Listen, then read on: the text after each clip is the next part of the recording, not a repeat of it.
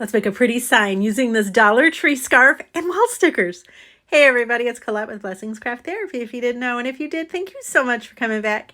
So we start with this frame. It's a wooden frame I got from Dollar Tree. We're going to take the back out of it. Easy peasy. You just lift those little, I don't even know what they are, little tabs. They're metal.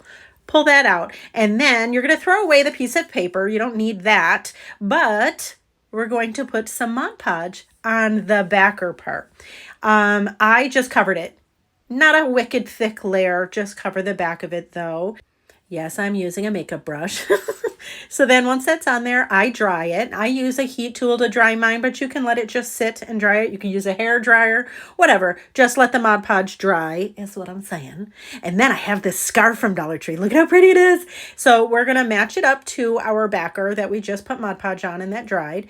And we're going to cut off the excess. We're only going to use this bottom part. Isn't it neat that it is almost the perfect size width-wise for this 8x10 or 8x11, what is it called? Picture frame. Dang it.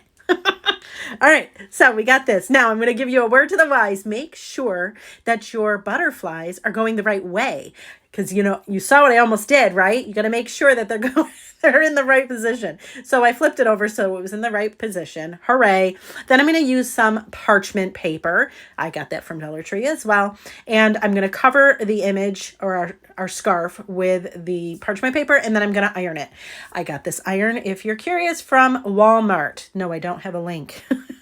And we go over the entirety of it. It'll activate the Mod Podge so that the scarf will stick to the cardboard. Isn't that cool? It amazes me every time. Anyways, we're going to cut off the excess of our scarf, and you don't have to be crazy perfect about it. There's that. Then we're going to put that in our frame, and let me just say this. You could stop right here because this is adorable. I love it. Look at how cute, right? But you can't stop there. I found these wall stickers and I thought, you know what? I bet this would look really cute. So I put them on the frame.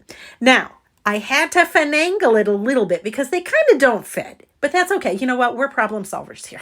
So I just kind of, I put the first word on the faith part, and then I put possible on the bottom. And then we're going to kind of figure out where we can fit the middle part of that wordage. And it actually fit really nicely. You just have to finagle it.